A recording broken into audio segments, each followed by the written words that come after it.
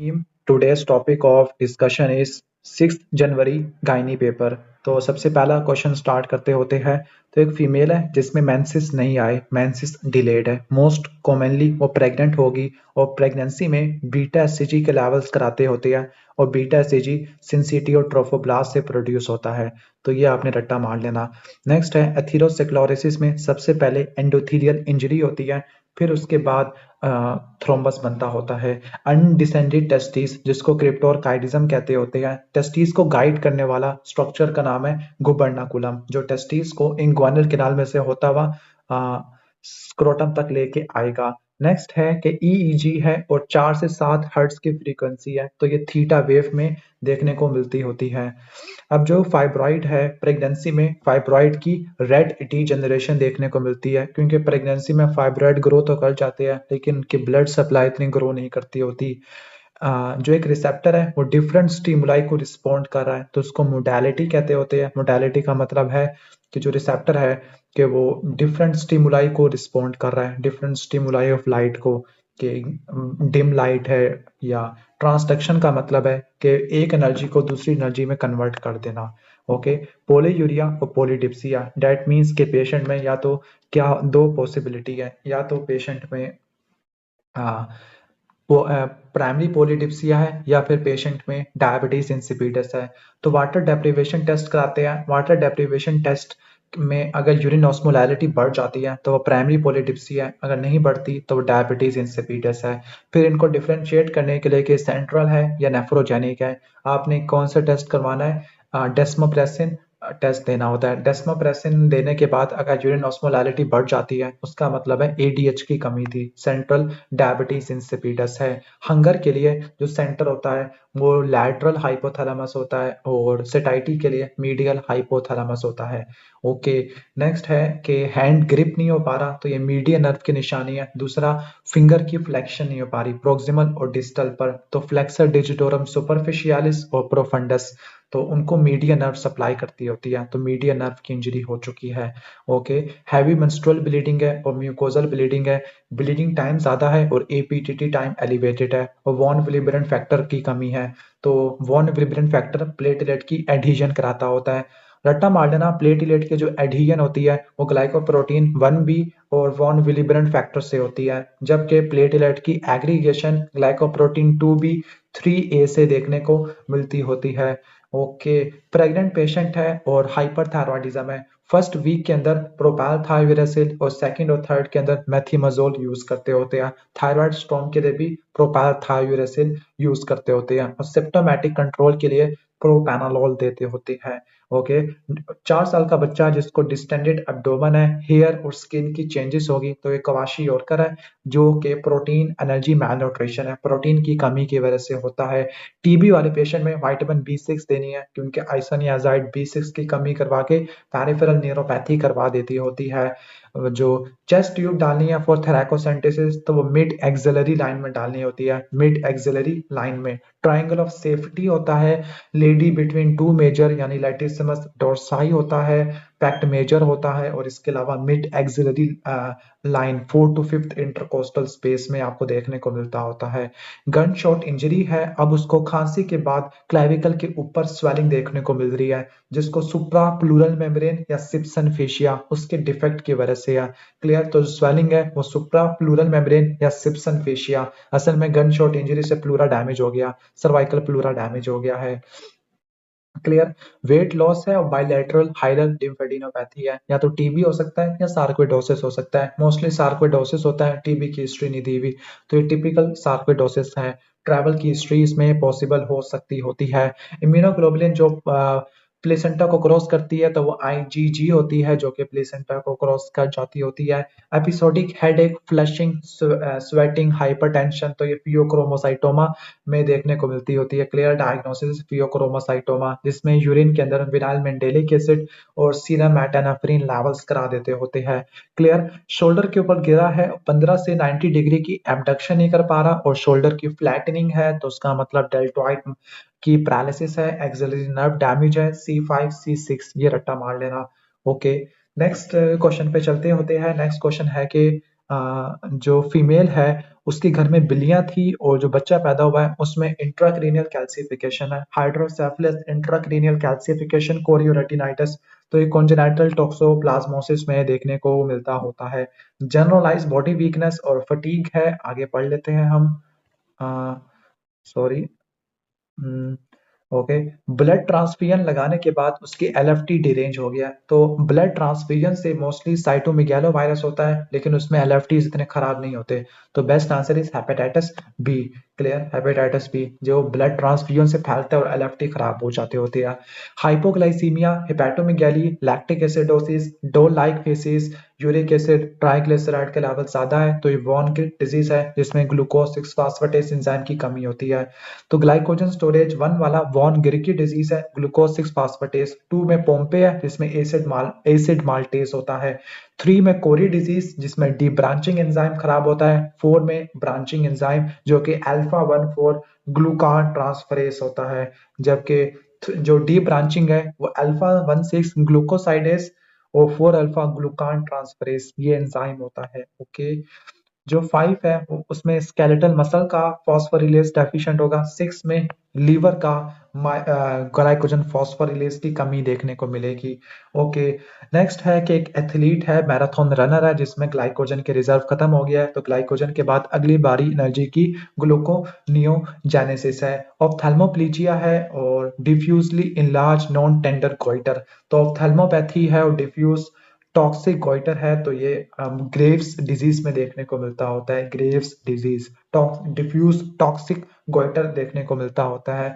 सवात वाले या पहाड़ी इलाकों वाले रीजन में आयोडीन की कमी होती है जिसकी वजह से हाइपोथायरॉयडिज्म देखने को मिलता होता है।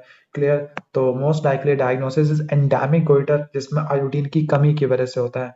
सिंपल कोलाइडल गोइटर होता है, एंडेमिक गोइटर होता है।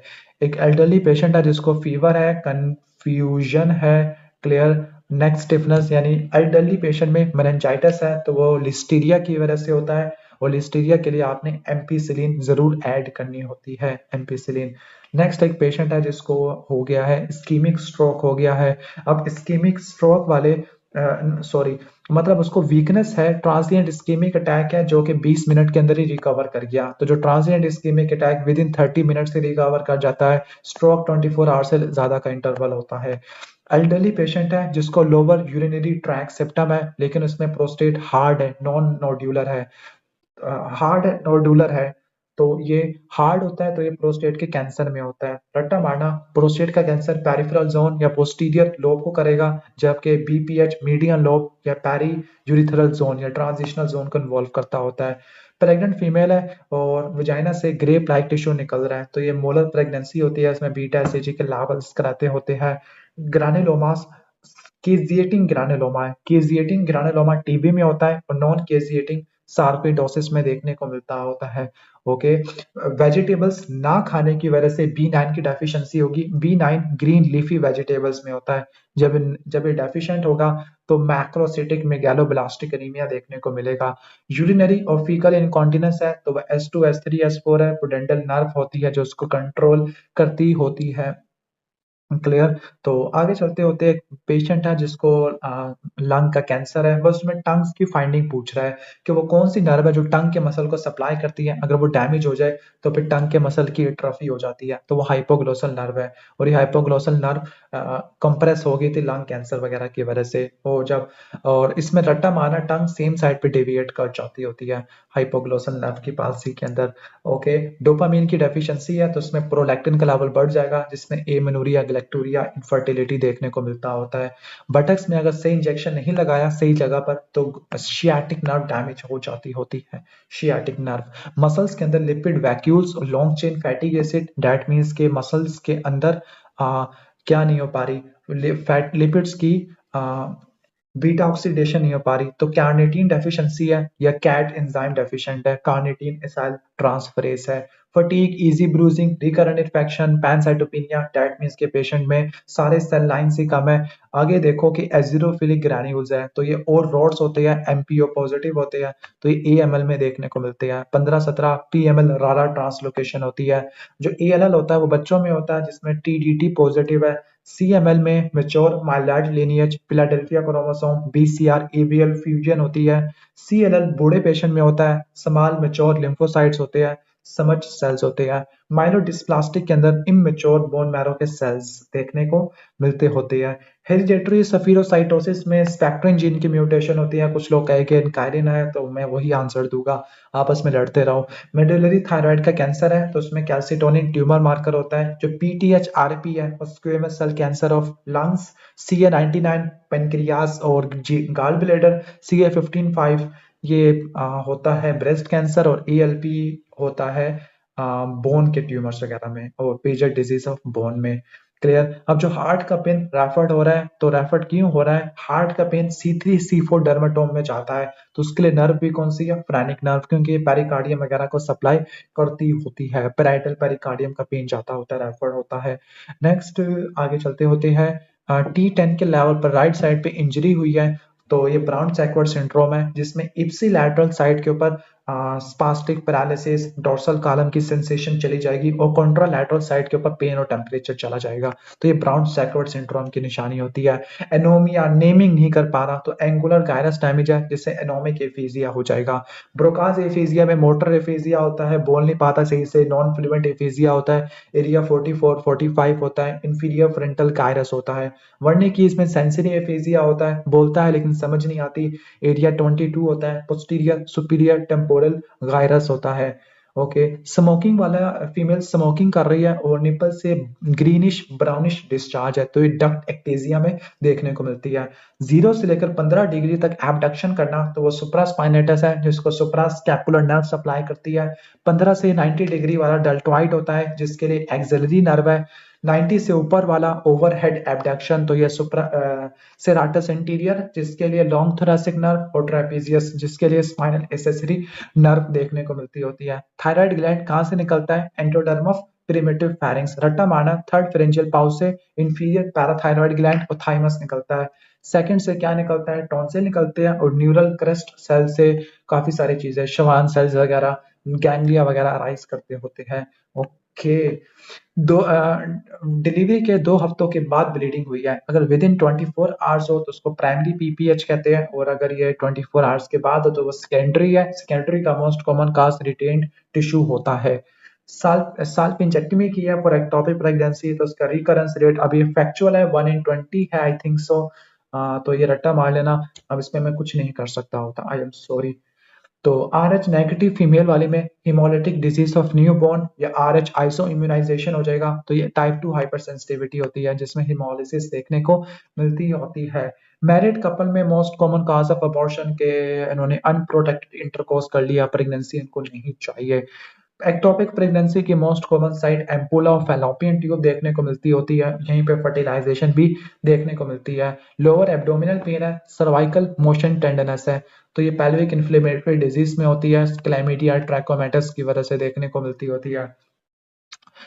यंग अंडरवेट वुमेन जिसको सेकेंडरी एमेनोरिया, अंडरवेट है, लीन होगी तो उसमें लैप्टिन नहीं होगा, लैप्टिन नहीं होगा तो GnRH की पल्सेशन नहीं हो पाएगी, जिससे सेकेंडरी एमेनोरिया हो जाएगा। हाइपोथैलेमिक एमेनोरिया होता है, लाइक एनोरेक्सिया नर्वोसा वाले फीमेल में। अगला सवाल जिसके बगैर गायनी का पेपर बन ही नहीं सकता, वो PCOS है, ओलिगोमेनोरिया, इनफर्टिलिटी, ओबेसिटी, हिर्सुटिज्म, तो ये PCOS में देखने को मिलता है। रोटरडम्स क्राइटेरिया, ये रट्टा मार लेना। डिलीवरी के बाद PPH देखने को मिल रहा है, तो सबसे पहले क्या करते हैं, पेशेंट को रिससिटेट करते हैं, फिर यूट्राइन मसाज, फिर यूट्रोटॉनिक एजेंट है, फिर इसके बाद यूट्राइन आर्टरी की लाइगेशन करते हैं। पोस्टपार्टम पिट्यूटरी नेक्रोसिस को शीहान सिंड्रोम कहते हैं, जिसमें वो दूध नहीं पिला पाएगी और मेंसेस लॉस हो जाएगी, लॉस ऑफ मेंसेस, और फेलियर टू लैक्टेट, ना कि लैक्टोरिया, ये आपने रट्टा मार लेना। अगला मल्टीपल स्क्लेरोसिस का सिनेरियो है, जिसमें ऑप्टिक न्यूराइटिस है, CNS की डीमाइलिनेशन है, तो CNS की माइलिनेशन ओलिगोडेंड्रोसाइट करते हैं, और इसके डीमाइलिनेशन डिजीज को मल्टीपल स्क्लेरोसिस कहते हैं। पेरिफेरल नर्वस सिस्टम के माइलिनेशन शवान सेल कहते हैं, और इसके डीमाइलिनेशन को GPS कहते होते हैं। पेशेंट कीमो ले रहा है, जिसपे इसका न्यूट्रोफिल कम हो गया, फिलग्रास्टिन दी गई है। फिलग्रास्टिन ग्रैनुलोसाइट कॉलोनी स्टिमुलेटिंग फैक्टर है, न्यूट्रोफिल की प्रोडक्शन को बढ़ा देती है। कि अगर न्यूट्रोफिल का लेवल कम हो गया है कीमो की वजह से या सेप्सिस की वजह से न्यूट्रोफिल का लेवल कम हो गया है। अगला वाजा प्रीविया का सिनेरियो है जिसमें देखो जैसे ही मेम्ब्रेन रप्चर किया उसी वक्त पेनलेस वेजाइनल ब्लीडिंग हुई है और उसके बाद आ, आपको फीटल डिसेलरेशन देखने को मिल रही है, फीटल डिस्ट्रेस। तो ये वाजा प्रीविया है, इसमें आप सी सेक्शन कर दो उसका। नेक्स्ट इज एंटीरियर पिट्यूटरी के सारे हार्मोन्स कम हो गया, टीएसएच एसीटीएस सारे हार्मोन्स कम हो गया, तो ये पैन हाइपोपिट्यूटरिज्म में देखने को मिलता होता है।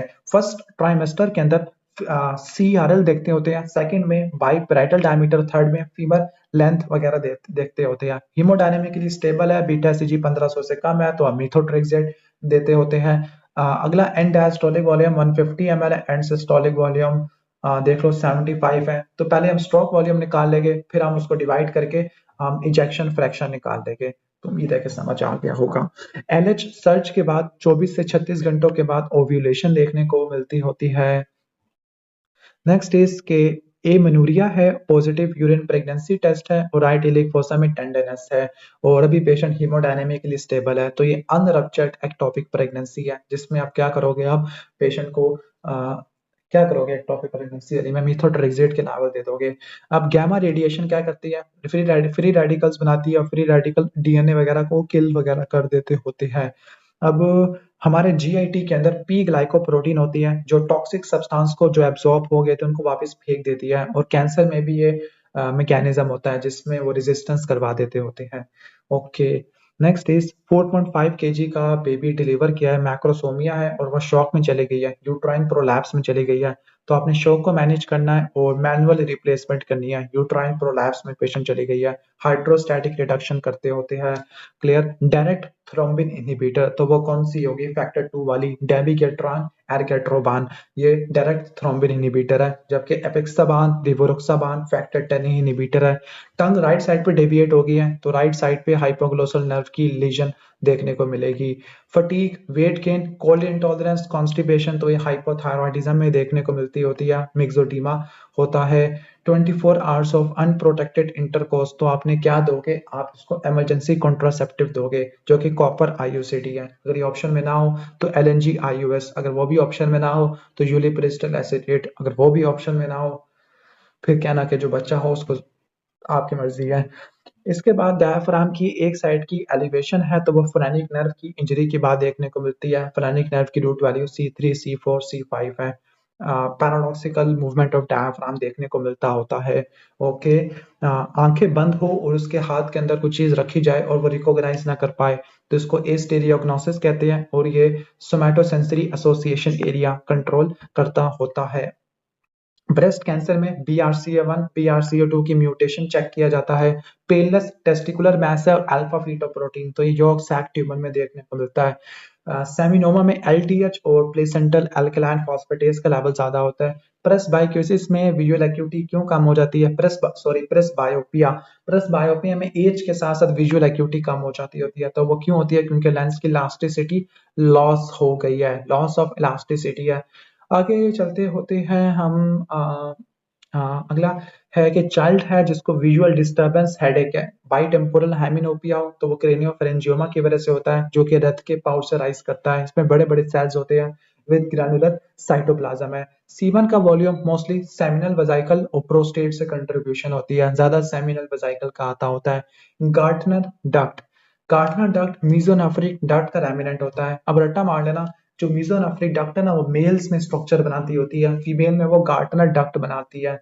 अब जो मेल की जो डक्ट होती है ना वुल्फियन डक्ट होती है या मीजोनेफ्रिक डक्ट है, उसने मेल के स्ट्रक्चर्स बनाने हैं like seminal vesicle, ejaculatory duct, epididymis, ductus deference. लेकिन फीमेल में ये एपोफोरॉन, पैराफोरॉन, गार्टनर डक्ट बना लेती है।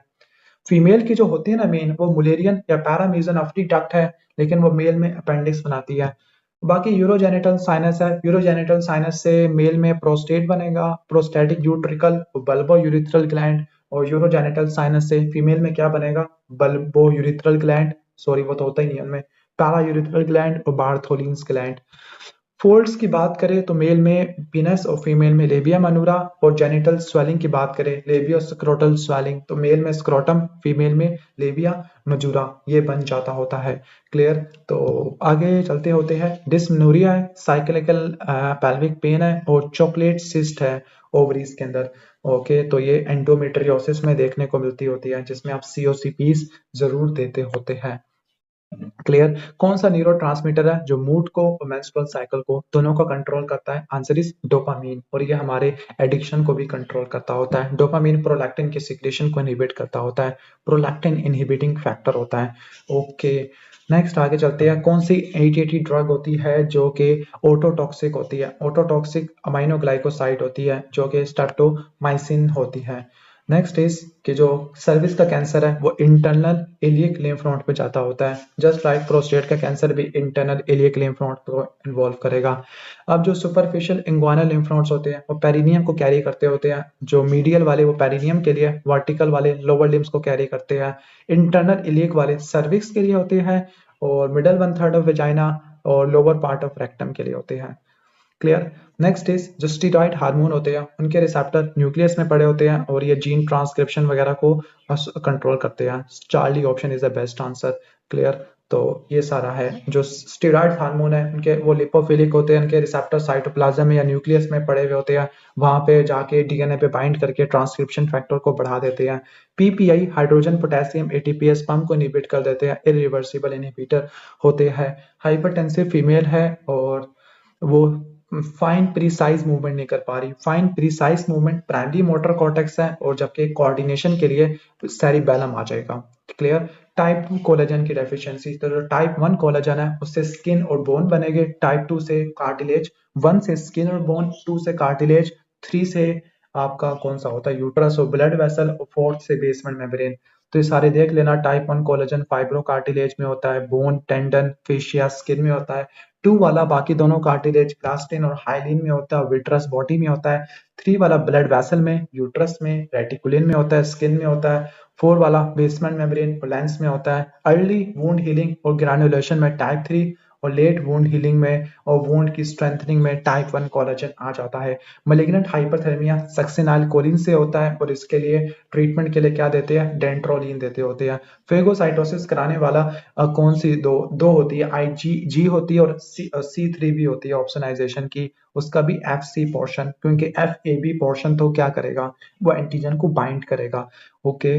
तो नेक्स्ट पुडेंटल नर्व की root value S2 S3 S4 है, इसकी स्पाइन के लेवल पे हम इसको ब्लॉक करते होते हैं। नेक्स्ट स्टिफनेस है, हाई ग्रेड फीवर है, तो ये मेनिंजाइटिस है, और साथ में रैश है, तो ये नाइजीरिया मेनिंजाइटिस की वजह से देखने को मिलेगा। सेफ्ट्राइक्सोन देते होते हैं। एक एपिथेलियम दूसरी एपिथेलियम से कन्वर्ट हो गया, रिप्लेस हो गया, तो ये मेटाप्लेजिया होता है, जस्ट लाइक बैराटिसोफेगस की इसकी एग्जांपल होती है। नेक्स्ट आगे चलते हैं। कौन सा मसल है जो टेम्पोरोमैंडिबुलर जॉइंट के कैप्सूल पे अटैच होता है और जो मुंह को खोलता होता है? तो वो लैटरल टिरागॉइड है, ओनली मसल जो कि डिप्रेस करता है मैंडिबल को, यानी ये मुंह को ओपन करता होता है। क्लियर। तो ये बात रट्टा मार लेना। तो डिप्रेशन ऑफ जाय वो मोस्टली लैटरल टिरागॉइड से होता है, बाकी माइलोहायोइड, जीनियोहायोइड, ये हमारे सुपराहायोइड मसल्स होते हैं, ये कंट्रोल करते होते हैं। ओके। पल्मोनरी एम्बोलिज्म के लिए इनिशियल टेस्ट डी डाइमर और कंफर्मेटरी सिटी पल्मोनरी एंजियोग्राफी कराते हैं। SLE कनेक्टिव टिश्यू डिजीज है, इम्यून कॉम्प्लेक्स डिजीज है। तो टाइप 3 हाइपर सेंसिटिविटी है। जो टाइप 1 हाइपर सेंसिटिविटी है वो फर्स्ट होती है, फास्ट होती है, एनाफाइलैक्सिस होती है। टेस्ट करने के लिए स्किन का टेस्ट या ब्लड में एलाइजा के लेवल्स कराते होते हैं। एग्जांपल्स में एनाफाइलैक्सिस, एलर्जिक एस्थमा, ये सब चीजें आ जाती है। टाइप 2 में साइटोटॉक्सिक होती है, antibody mediated cytotoxicity, like ITP हो गया, ड्रग की कोई हिमोलिटिक अनीमिया हो गया, Goodpasture syndrome, rheumatic fever, myasthenia gravis, pemphigus vulgaris, ये सारे टाइप 2 है। टाइप 3 में इम्यून कॉम्प्लेक्स मीडिएटेड डिजीजेस होते हैं, like SLE, rheumatoid arthritis, reactive arthritis, PSGN। Type 4 में TB, contact dermatitis, T cell mediated होता है, ट्रांसप्लांट रिजेक्शन वगैरह। Okay. Third degree UV prolapse है। एक बात रट्टा मार लेना, फर्स्ट सेकंड थर्ड इसके लिए यूट्रोसैक्रल लिगामेंट है, और फोर्थ के लिए कार्डिनल लिगामेंट है, तो ये सपोर्ट वगैरह देख लेना।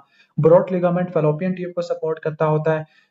राउंड लिगामेंट एंटीवर्टेड पोजीशन में मेंटेन करता है। Uterosacral first second third prolapse को प्रिवेंट करते हैं। कार्डिनल वाला फोर्थ के लिए करता होता है, प्यूबस सर्वाइकल एक एडिशनल एक्सेसरी सपोर्ट प्रोवाइड करते होते हैं। क्लियर। क्लेफ्ट पैलेट है, इन्फेक्शन है, तो ये डाइजोर सिंड्रोम है। कैच 22। सी से क्या बनेगा? कार्डिक डिफेक्ट, ए से एबनॉर्मल फेसिस, टी से थाइमिक एप्लेजिया, अगेन सी से हाइपोकैल्सीमिया, और सी से क्लेफ्ट लिप और क्लेफ्ट पैलेट। पता नहीं क्या कुछ मैंने बोल दिया। थर्ड और फोर्थ फेरेंजियल पाउचेस नहीं बनते होते। ये बात इंपॉर्टेंट है, अगर वो 6 मंथ में अगर अनप्रोटेक्टेड इंटरकोर्स कर रहे हैं तो 6 मंथ में कंसीव होने के चांसेस है 70%। 12 महीनों तक करते रहते हैं वो इंटरकोर्स, तो 80% है, और 24 मंथ्स तक 90% चांस है कंसीव करने का। मैटरनल मोर्टेलिटी रेट का फार्मूला क्या है? ऊपर आपका क्या आ जाएगा? डेथ आ जाएगी, नीचे लाइफ बर्थ आ जाती है, मल्टीप्लाई बाय 1 लाख आ जाएगा। क्लियर। ये मैंने पता नहीं क्या लिखा है। क्लियर। हिस्टेरेक्टमी में आपने यूट्राइन आर्टरी को लाइगेट करना होता है, तो यूरेटर को देखना है, और यूरेटर कहाँ होगा? जहां वो यूट्राइन आर्टरी के नीचे से गुजरेगा, लाइक इन ब्रॉड लिगामेंट के पीछे से। क्लियर। यूरिथ्रल डिस्चार्ज है, गोनोरिया या क्लाइमाइडिया का इन्फेक्शन क्या पॉसिबल है? तो एक बात रट्टा मार लेना, गोनोरिया के लिए सेफ्ट्राइक्सोन है, क्लाइमाइडिया के लिए एजिथ्रोमाइसिन या डॉक्सीसाइक्लिन ये देते होते हैं, तो यहाँ पे डॉक्सीसाइक्लिन है। ये 30S प्रोटीन सिंथेसिस इनहिबिटर है। अगला है कि कोट्रीमोक्साजोल, ट्राइमेथोप्रिम सल्फामेथोक्साजोल, वो यूज करने से विजाइनल कैंडिडियासिस हो गया तो उसके लिए फ्लूकैनाजोल हम ट्रीटमेंट के तौर पर यूज करेंगे। किडनी को कवर करने वाला फेशिया जो उसको बचाता है वो गिरोटा फेशिया या जीरोटा फेशिया देखने को मिलता है। डिफ्यूज इसोफेजियल स्पैज्म है तो इसके लिए सीसीबी दे देंगे, जिसमें बेस्ट आंसर डिल्टियाजिम या निफेडिपिन या नाइट्रेट्स जो भी ऑप्शन में हो लगा देना पकड़ के, एक ही ऑप्शन में देंगे वैसे ये। Clear. Right upper quadrant pen है और एक मैस है राइट लोब ऑफ लीवर में। लीवर एंडोडर्म ऑफ फोरगट से राइज करता है और इसको आर्टरी सिलिक आर्टरी सप्लाई करती है। एमनियोटिक फ्लूइड ज्यादा है तो पोलीहाइड्रोमियास और अल्फा बीटा प्रोटीन ज्यादा है तो ये न्यूरल ट्यूब डिफेक्ट में देखने को मिलता है, लाइक एनएन कैप्ली के अंदर अल्फा बीटा प्रोटीन बढ़ जाता होता है। क्लियर। तो आगे चलते होते हैं। अगला है विजाइनल डिलीवरी के बाद फीवर हो गया है, लैब्स में एचबी कम है, एमसीवी भी कम है, टीएलसी ज्यादा है, सेप्सिस में गया हुआ है, प्लेटलेट्स बहुत ज्यादा कम है, पीटी एपीटीटी ब्लीडिंग टाइम सब चीजें बढ़ गई है तो ये डीआईसी में देखने को मिलती होती है, जिसमें डी डाइमर्स बढ़ जाती होती है। वन विलिब्रन डिजीज में एपीटीटी टाइम बढ़ जाता है क्योंकि ये फैक्टर 8 को स्टेबलाइज करता होता है। एक्यूट लिवर इंजरी में ईएसटी ईएलटी क्यों बढ़ जाते हैं? क्योंकि मेम्ब्रेन रप्चर हो गया है, ये साइटोस्टोलिक एंजाइम्स होते हैं, जब मेम्ब्रेन रप्चर होती है ना तब ये रिलीज हो जाती होती है। Puffy skin, hoarseness of voice है तो ये हाइपोथायरॉयडिज्म है, टीआरएच देने से टीएसएच बढ़ रहा है तो ये टर्शरी हाइपोथैलेमस के लेवल के ऊपर लीजन है। क्लियर। नेक्स्ट है कि पायरुवेट कार्बोक्सिलेज एंजाइम है, उसकी एक्टिविटी तो इंटैक्ट है लेकिन ग्लूकोनियोजेनेसिस नहीं हो पा रही। अब एक बात रट्टा मार लेना, ग्लूकोनियोजेनेसिस के लिए विटामिन बी3 बी6 और बी7 ये तीनों विटामिन हमें चाहिए होते हैं। क्रॉनिक डायरिया 3D रट्टा मारो, डायरिया डर्मेटाइटिस डिमेंशिया तो वो नियासिन प्लेग्रा की वजह से देखने को मिलता होता है। क्लियर। हैवी वेट उठाया है, हैवी वेट उठाने की वजह से अचानक ही मसल रिलैक्स हो गया। मसल को रिलैक्स कराने वाला जो है वो गोल्जी टेंडन ऑर्गन है जो मसल की टेंशन को सेंस करता होता है। अगर ज्यादा टेंशन आ रही है टेंडन के ऊपर कि टेंडन टूट ना जाए ज्यादा जोर से तो वो मसल की रिलैक्सेशन करवा देता होता है। अगला देखो, सरफेस एंटीजन नेगेटिव है लेकिन कोर एंटीबॉडी पॉजिटिव है, वो भी आईजीजी वाली। इसका मतलब वायरस उसकी बॉडी में आया था लेकिन बॉडी ने उसको क्लियर कर दिया, तो previous exposure to hepatitis B है। इनफर्टिलिटी है, एमेनोरिया है और प्रोलैक्टिन का लेवल भी नॉर्मल है। देखो इसमें एफएसएच एलएच भी लो है, एस्ट्राडायोल भी लो है, इसका मतलब है कि हाइपोथैलेमस पिट्यूटरी में मसला है, सेंट्रल हाइपोगोनेडिज्म या सेकेंडरी हाइपोगोनेडिज्म है। मेनिंजाइटिस वाला पेशेंट में एम्पिसिलिन दी गई है, एम्पिसिलिन एक बीटा लैक्टम एंटीबायोटिक है, लिस्टीरिया को कवर करती होती है, लिस्टीरिया मोनोसाइटोजीन को एल्डरली पेशेंट में आपने खास तौर पर देखना होता है।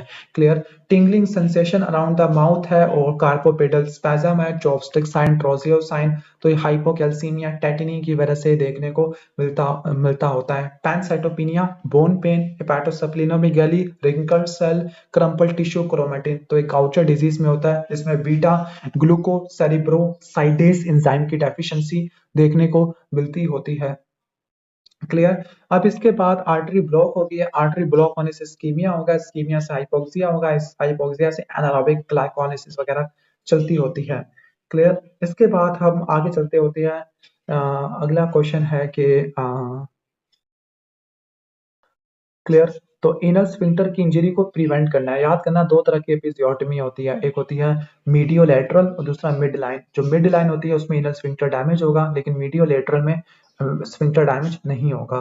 क्लियर। जो क्लाइटोरिस होता है जेनिटल ट्यूबरकल से राइज करता होता है। पल्मोनरी एम्बोलिज्म कब होगा? जब पल्मोनरी आर्टरी ब्लॉक हो जाती होती है, जो कि लार्ज मीडियम साइज की आर्टरीज देखने को मिलती है। वाजा प्रीविया वाले पेशेंट में इमरजेंसी सी सेक्शन कर देना है, क्योंकि इसमें फीटल डिस्ट्रेस हो सकता है, डेथ हो सकती है, स्टिल बर्थ हो सकती है।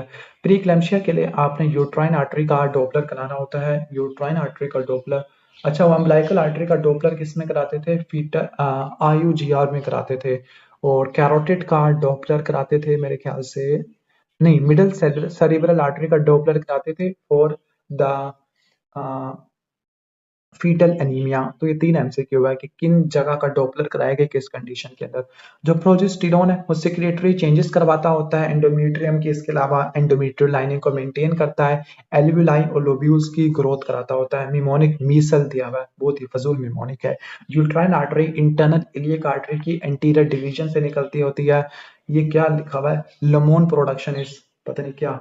Okay, what is the primary function of beta ACG? तो उसने कॉर्पस ल्यूटियम को मेंटेन करना है, ताकि कॉर्पस ल्यूटियम को मेंटेन होने से वो प्रोजेस्टेरॉन प्रोड्यूस होता रहे। क्लियर। तो ये आपने रट्टा मार लेना। अगला चलते होते हैं कि vaginal 65 year old post menopausal female है, जिसमें वजाइनल प्रूराइटिस, सोरनेस, डिस्पेरोनिया। तो पोस्ट मेनोपॉजल में डायग्नोसिस वुल्वो वजाइनाइटिस, सॉरी एट्रोफिक वजाइनाइटिस। ठीक हो गया। पोस्ट मेनोपॉजल फीमेल में ईस्ट्रोजन की कमी की वजह से होती है, तो टॉपिकल ईस्ट्रोजन क्रीम्स आपने जरूर देनी है।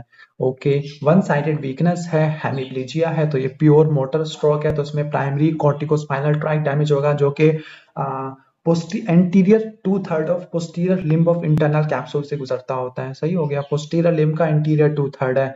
क्लियर। तो आगे चलते होते हैं, अगर आर्टीरियल ब्लड 50% सैचुरेटेड है तो फिर PO2 कितनी होनी चाहिए? तो एक बात रट्टा मारना, 50% सैचुरेशन 25 पे होती है, 75 40 पे होती है, 100% 100 पे देखने को मिलती होती है। क्लियर। इनफर्टिलिटी है और स्पर्मेटोजोआ कंप्लीटली एब्सेंट है, तो इसका मतलब है कि जो जर्माइनल एपिथेलियम है, जहां से स्पर्म्स प्रोड्यूस होने थे, वही नहीं प्रोड्यूस हो पा रही। ओके। तो नेक्स्ट आगे चलते होते हैं, एक पेशेंट है जिसको एंटीबायोटिक दी गई है, लेकिन उसका सिम्टम इंप्रूव नहीं हो पा रही। क्लियर। नॉन बैक्टीरियल एटियोलॉजी है, तो वो वायरल एटियोलॉजी हो सकती है, जिसमें लिम्फोसाइट्स के लेवल बढ़ जाते होते हैं। ओके। पोस्टपार्टम पिट्यूटरी नेक्रोसिस, और वो लैक्टेट नहीं करवा पा रही, तो बेस्ट, और इसकी एनर्जी, इस टाइम इसकी एनर्जी कम है। अगर वो लैक्टेट नहीं करवा पा रही तो प्रोलैक्टिन की कमी है, एनर्जी का फुकदान है तो वो ACTH की कमी की वजह से है। तो ये शीहान सिंड्रोम की निशानियां वगैरह पूछी हुई है। क्लियर। तो ये सारा वो बताया हुआ सिनेरियो। तो अगला क्वेश्चन है कि वजाइना डिलीवरी के बाद काफी ज्यादा ब्लीडिंग हो रही है, प्राइमरी PPH है क्योंकि विद इन 24 आवर्स है, और यूट्रस सॉफ्ट बोगी हार्ड है, तो यूट्राइन एटोनी की वजह से है, तो इसके लिए आप ऑक्सीटोसिन दे दोगे। सुपरफिशियल पेरिनियल पाउच में कौन सा होता है? डीप पेरिनियल पाउच में तो वो वाला था मेम्ब्रेनस यूरिथ्रा, तो सुपरफिशियल में स्पंजी या पिनाइल यूरिथ्रा देखने को मिलेगा। Clear. Rapid ascent from deep water, rapid ascending की वजह से शॉर्टनेस ऑफ ब्रेथ हुई है, मतलब डीप सी में डाइव तो कर गया, जब वो वापस आ रहा था तो उसमें डीकम्प्रेशन सिकनेस हो जाएगी, दिस इज केसन डिजीज। क्लियर। तो ऑप्टिक क्याज्मा का मिडल पार्ट अगर कंप्रेस हो जाए तो बाई टेम्पोरल हेमिनोपिया हो जाता होता है, पिट्यूटरी एडिनोमा की वजह से देखने को मिलता है। ओके। मेल्स में यूजुअली कोई बार बॉडी नहीं होती, क्योंकि हमारे पास एक ही एक्स क्रोमोसोम है, लेकिन अगर एक एक्स्ट्रा आ गया है और गायनेकोमास्टिया है तो एक क्लाइनफिल्टर सिंड्रोम है, 47XXY है। यूरिन अगर अम्बलाइकस से आ रहा है तो ये पेटेंट यूरेकस या फिर एलेंटॉइस है, और अगर फीसिस आ रहा है तो patent vital of intestinal duct है। यू वेव है और फ्लैट टी वेव है, तो ये हाइपोक्लीमिया में देखने को मिलती होती है। क्लियर। हाइपोक्लीमिया के बाद, इसके बाद अगला क्वेश्चन है कि अगर ड्यूरिंग लेबर पेशेंट में sudden shortness of breath, tachycardia, death हो जाए तो आपने जाना है एमनियोटिक फ्लूइड एम्बोलिज्म है, लेकिन सी सेक्शन के बाद, सर्जरी के बाद उसको शॉर्टनेस ऑफ ब्रेथ हुई है, तो वो पल्मोनरी एम्बोलिज्म की वजह से है। सेप्टिसीमिया के बाद सेप्टिक शॉक हो जाएगा, जिसमें आईवी फ्लूइड से ब्लड प्रेशर मेंटेन नहीं हो रहा, रिफ्रैक्टरी सेप्टिक शॉक है। हेरिडेटरी सफीरोसाइटोसिस में सारी प्रोटीन डिफेक्टिव होती है। बेस्ट आंसर इज स्पेक्ट्रिन और उसके बाद इनकाइरिन आता होता है। क्लियर। एक पेशेंट है जिसको कौन सी टीबी की दवाई है तो थ्रोम्बोसाइटोपिनिया करा देती है, आंसर इज रिफेम्पिन। इसके अलावा रिफेम्पिन क्या करवाती है, रेड ऑरेंज कलर यूरिन करवा देती होती है। ओके। नॉन केजिएटिंग ग्रैनुलोमा है, non caseating granuloma bilateral hilar lymphadenopathy sarcoidosis में देखने को मिलती होती है। क्लियर। नेक्स्ट है side of skull. Side of skull जहाँ पे चार बोन्स आके फ्यूज कर रही है तो वो टीरोइन है। टीरोइन के लेवल के ऊपर interior division of middle meningeal artery पड़ी हुई होती है।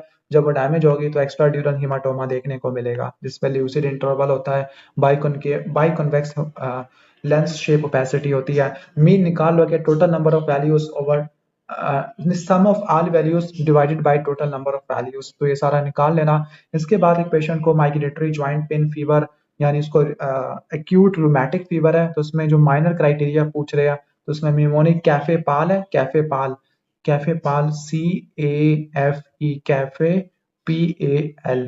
सी से CRP ज्यादा होगा, ए से आपका क्या होगा, क्लियर। ए से आर्थ्रेल्जिया, एफ से आपको फीवर देखने को मिलेगा, ई से ESR, पी से प्रोलॉन्ग PR इंटरवल, ए से एनीमिया ऑफ रूमेटिज्म और एल से ल्यूकोसाइटोसिस ये देखने को मिलेगी। पाल्पिटेशन है और हीट इंटॉलरेंस है तो ये हाइपरथायराइडिज्म में देखने को मिलती है और आइस की इन्वॉल्वमेंट है तो ये ग्रेव्स डिजीज में देखने को मिलती होती है। तो आगे चलती होती है ईस्ट्रोजन फीमेल रिप्रोडक्टिव सिस्टम की डेवलपमेंट कराता होता है। अब ईस्ट्रोजन का मेन फंक्शन है उसने सेकेंडरी सेक्सुअल कैरेक्टरिस्टिक्स उसकी डेवलपमेंट करानी होती है। इसके अलावा प्रोलिफरेटिव फेज उसको भी उसने कंट्रोल करना होता है। SOB है और कफ है। ABGs देखते हैं, ऑक्सीजन थोड़ी सी कम है, pH 7.35 यानी ये लोअर लिमिट पे आ गई है, एसिडोसिस में है और CO2 का लेवल ज्यादा है तो ये रेस्पिरेटरी एसिडोसिस है, CO2 के ज्यादा होने की वजह से है। अगला है कि ग्रीन लीफी वेजिटेबल के अंदर विटामिन B9 होता है, अगर वो नहीं लेगी तो फिर मेगालोब्लास्टिक एनीमिया हो जाएगा और उसमें फोलेट की कमी की वजह से होती है। मतलब ग्रीन लीफी वेजिटेबल नहीं खा रही थी, B9 की डेफिशिएंसी, मेगालोब्लास्टिक एनीमिया। एल्विलाई और लोब्यूल्स की डेवलपमेंट कराना, सेक्रेटरी चेंज तो ये प्रोजेस्टेरॉन के फंक्शन होते हैं। पियानो, पियानो में फाइन प्रिसाइज मूवमेंट होती है तो इसमें प्लानिंग और एग्जीक्यूशन, कॉर्टिकोस्पाइनल ट्रैक इन्वॉल्वमेंट होती है, लैटरल कॉर्टिकोस्पाइनल ट्रैक है। एल्बिनिज्म के अंदर मेलानिन नहीं होता तो उसमें कैटरैक्ट होगा और उसकी वजह से ब्लाइंडनेस देखने को मिलती है।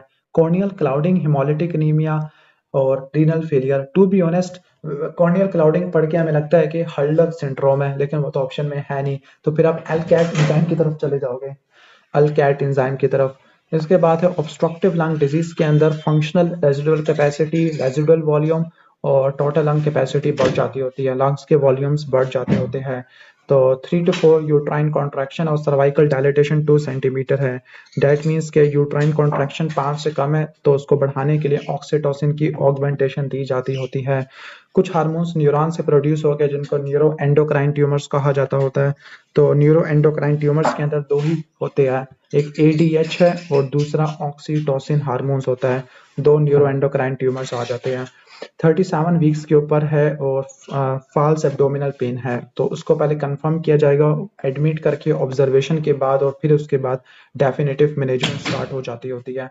तो आगे स्टार्ट करते हैं पल्मोनरी सर्फेक्टेंट, तो ये 24 वीक्स के ऊपर इसकी प्रोडक्शन स्टार्ट हो जाती है और सर्फेक्टेंट का मेन फंक्शन है सरफेस टेंशन को डिक्रीज करना, एल्विलाई को कोलैप्स होने से बचाना और जो NRDS होता है उसमें लेसिथिन स्विंजोमाइलिन रेशियो कराते हैं जो 2:1 से ज्यादा आपको देखने को मिलती होती है। अभी सारे लंग्स की डेवलपमेंट है जिसमें embryonic stage, pseudoglandular stage, saccular stage, ये सारा देख लेना फर्स्ट एड से। एक पेशेंट ने IUD रखी है जिससे एक्सेसिव ब्लीडिंग होना शुरू हो गया तो आपने कॉपर वाली IUCD निकाल देनी है और कंजर्वेटिवली ट्रीट करना है। ओव्यूलेशन को कंफर्म करने के लिए ओव्यूलेशन के बाद क्या हो जाता है, प्रोजेस्टेरॉन की पीक आती है तो प्रोजेस्टेरॉन कराते हैं मिड साइकिल का 21 डे वाला। ओके। तो ऑर्गन ट्रांसप्लांटेशन देखो 6 महीनों के अंदर आ रहा है तो ये एक्यूट ट्रांसप्लांट रिजेक्शन है, 6 महीनों के बाद है तो वो क्रॉनिक होती है। ओके। और अगर हाइपर एक्यूट हो तो वह एंटीबॉडी मीडिएटेड होती है। ओके। एक पेशेंट है जिसको पोस्ट मेनोपॉजल है, जिसको बोन पेन है, वो कौन सा हार्मोन है जो कैल्शियम को कम कर देता है, कम करने वाला कैल्सिटोनिन है और बढ़ाने वाला पैराथायरॉइड हार्मोन होता है। मैसिव स्प्लीनोमेगाली रट्टा मार ये CML में होती है और माइलोब्लास्ट, लेकिन माइलोब्लास्ट अगर माइलोब्लास्ट हो तो ज्यादा स्पेसिफिक AML की तरफ चले जाते होते हैं। और लेकिन AML के तो कोई म्यूटेशन लिखी भी नहीं है। तो मैसेज सेप्टिनोमेगाली से हम आ जाते होते हैं 922। अच्छा, 821 ट्रांसलोकेशन ये किस में होती है? ये AML की M2 में होती है मेरे ख्याल से। 1517 ये M3 में होती है। 1418 ये फोलिकुलर में देखने को मिलती होती है।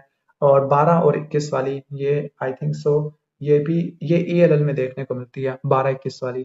ओके, मेनिंजाइटिस है और वो भी gram negative oxidase positive. Gram negative है तो simple gram negative Nigeria meningitis होता है जो कि ऑक्सीडेज पॉजिटिव होता है।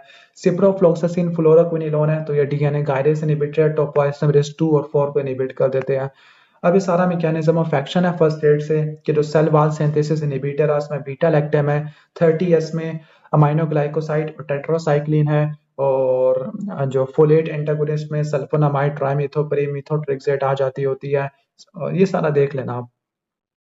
ओके, नेक्स्ट है कि एक पेशेंट को पोस्ट इवलियन इंजरी है। पोस्ट इवलियन इंजरी शियाटिक नर्व की इंजरी हो गई है। शियाटिक नर्व से टिबियल नर्व निकलती है जिसने क्या करवानी है, टिबियल नर्व ने प्लांटर फ्लेक्शन, और शियाटिक नर्व से कॉमन पिनोनियल नर्व निकलती है जिसने डोर्सिफ्लेक्शन को कंट्रोल करना होता है। ओके, नेक्स्ट आगे चलते हैं। एक पेशेंट है जिसको एमेनोरिया है, मिल्की डिस्चार्ज, जिसको ग्लैक्टोरिया वगैरह कहते होते हैं, ग्लैक्टोरिया कहते हैं। तो वो ग्लैक्टोरिया होता है यानी जब भी प्रोलैक्टिन का लेवल ज्यादा होता है तो एमेनोरिया, ग्लैक्टोरिया, इनफर्टिलिटी ये देखने को मिलती होती है। क्लियर। नेक्स्ट, ग्रानुलोसा सेल जो कि ईस्ट्रोजन को प्रोड्यूस करते हैं, तो ये ओवरी के फॉलिकल के अंदर पड़े हुए होते हैं। ईस्ट्रोजन प्रोड्यूसिंग सेल्स आपको देखने को मिलते हैं। नेक्स्ट है एक्सेसिव थर्स्ट यानी पोलीयूरिया पोलीडिप्सिया है और ग्लूकोज रेगुलेशन नहीं हो पा रही, तो वो इंसुलिन से रिलेटेड है। क्लियर। तो इंसुलिन की कमी या इंसुलिन की रेजिस्टेंस हो सकती है। Episodic headache, sweating, palpitation, hypertension pheochromocytoma में होती है। इसमें फिनॉक्सीबेंजामीन फॉलोड बाय फेंटोलामीन ये देते होते हैं। सबस्टेंशियल नाइग्रा की लीजन है तो ये पार्किंसन डिजीज है जिसमें डोपामिनर्जिक न्यूरॉन्स की डीजनरेशन देखने को मिलती है। इसमें कार्पिडोपा लीवोडोपा देते होते हैं। क्लियर। एक पेशेंट हाई अल्टीट्यूड में रह रहा है, हाई अल्टीट्यूड में क्रॉनिक हाइपोक्सिया होगा, जिससे हाइपोक्सिया से वेजो कंस्ट्रक्शन होगी, जिससे पल्मोनरी आर्टीरियल हाइपरटेंशन देखने को मिलती होती है। क्लियर। इन बोर्न एरर्स को डायग्नोस करने के लिए, अर्ली प्रेगनेंसी में डायग्नोस करने के लिए कोरियोनिक विलस सैंपलिंग है 10 हफ्तों में करवाते हैं और एमनियोसेंटेसिस 15वें हफ्ते में करवाते होते हैं। क्लियर। नेक्स्ट, रूमेटाइड आर्थराइटिस वाला पेशेंट है, ड्रग ले रहा है जो हाइपर पिगमेंटेशन करा देती होती है। तो वो कौन सी ड्रग है? वो है हाइड्रोक्सीक्लोरोक्वीन जो हाइपर पिगमेंटेशन, डी पिगमेंटेशन वगैरह करा देती होती है। कंजेस्टिव हार्ट फेलियर वाला पेशेंट है, लाइक वो फ्यूरासामाइड ले रहा होगा जिसने हाइपोक्लीमिया करवा दिया होगा, जिससे मसल वीकनेस और क्रैम्प्स वगैरह आ गए होंगे। ओके। नेक्स्ट, एक पेशेंट इस्कीमिक हार्ट डिजीज का है, स्टैटिन ले रहा होगा जिससे मसल्स में वीकनेस और माइल्जिया हो गया है। स्टैटिन रोजुबा स्टैटिन है जो मायोपैथी वगैरह करवा देती होती है। HMG कोई रिडक्टेज इनहिबिटर है। फीवर और हाइपोटेंशन, तो ये सेप्टिक शॉक होता है, शॉक में टिश्यू की तरफ परफ्यूजन कम हो जाती होती है। जो फीवर होता है वो इंटरल्यूकिन 1 और TNF अल्फा इनसे मीडिएटेड होता है। जो मस्करीनिक रिसेप्टर को ब्लॉक करने वाली ड्रग एट्रोपिन है, और एट्रोपिन क्या करवाएगी? Dry mouth, constipation, mydriasis. जबकि ऑर्गेनोफॉस्फेट वाली dumbbells, diarrhoea, urination, miosis, bradycardia, emesis, lacrimation ये सब चीजें करा देती है, स्लाइवेशन भी। क्लियर। एक पेशेंट आज एक्टिव लेबर में एपिड्यूरल एनाल्जेसिया दिया गया है। क्लियर। अब जो लोकल एनेस्थीसिया है ना, वो क्या करते हैं? वोल्टेज गेटेड सोडियम चैनल को ब्लॉक कर देते हैं, वो भी साइटोसोल वाली डोमेन से। जो आपके स्टीरॉइड्स हार्मोन है इनके रिसेप्टर सेल के अंदर पड़े हुए होते हैं, जीन एक्सप्रेशन को कंट्रोल करते हैं, डीएनए पे जाके बाइंड करते होते हैं। ओके। तो नेक्स्ट हम आगे चलते हैं। एक पेशेंट को वायरल इन्फेक्शन है, एंटीवायरल ड्रग दी गई है जो वायरस की रेप्लिकेशन को इंटरफेयर कर रही है। वायरस की रेप्लिकेशन के लिए प्रोटीन सिंथेसिस चाहिए होती है, तो ये प्रोटीएस इनहिबिटर्स है, प्रोटीन सिंथेसिस इनहिबिटर है। फैट इंबोलिज्म को देखने के लिए फ्रोजन फैट सेक्शनिंग वगैरह कराते होते हैं। पिट्यूटरी ग्लैंड की रिमूवल किया है, रिमूवल कराने के बाद क्या होगा? ओके, गोनाडोट्रोपिन्स की डेफिशिएंसी होगी जिससे मेंसेस एब्सेंट हो जाएंगे। क्लियर। सारे ही इंटीरियर पिट्यूटरी के हार्मोन्स कम हो जाते हैं। रिप्रोडक्टिव हेल्थ वाली हेल्थ एजुकेशन देनी है तो वो हायर सेकेंडरी एजुकेशन होती है। क्लियर। अब जो यूरोजेनिटल डायफ्राम होता है, स्फिंक्टर यूरेथ्राई और डीप ट्रांसवर्स पेरिनियल मसल, उनका जो इंफीरियर फेशिया होता है उसको हम क्या बोलते हैं? पेरिनियल मेम्ब्रेन कहते हैं। इससे नीचे सुपरफिशियल पेरिनियल पाउच, इससे ऊपर डीप पेरोनियल पाउच होती है। कौन सी नर्व लिवेटर एनआई को सप्लाई करती है? तो वो प्रूडेंटल नर्व है, S2 S3 S4 होती है। क्लियर। जो कौन सा हार्मोन है जो हमारे बेसल मेटाबॉलिक रेट को कंट्रोल करता है और अनकपलिंग कराता है, तो वो थायरोक्सिन होता है। जो अनकपलिंग में बेस्ट आंसर इज नॉरएपिनेफ्रिन, अगर वो ऑप्शन में ना हो तो थायरोक्सिन, अगर वो भी ऑप्शन में ना हो तो एपिनेफ्रिन पे चले जाना। हाइपोथायरॉयडिज्म वाला पेशेंट है जिसमें टीएसएच एलिवेटेड है, तो टीएसएच एलिवेटेड है, हाइपोथायरॉयडिज्म है, तो इसमें आप लीवोथायरोक्सिन दे दोगे हाइपोथायरॉयडिज्म वाले पेशेंट को। नेक्स्ट है कि यूरिन विजाइना के जरिए लीक हो रहा है, this is vesico vaginal fistula, bladder और विजाइना के दरमियान फिस्टुला बन गया है, ऑब्स्ट्रक्टेड लेबर के बाद बन जाता होता है। जिसने लास्ट तक ये वीडियो देखी है तो वो कमेंट्स में लिख दे वीवीएफ, वेजिको विजाइनल फिस्टुला, और वीडियो अच्छी लगी हो तो उसको लाइक कर देना।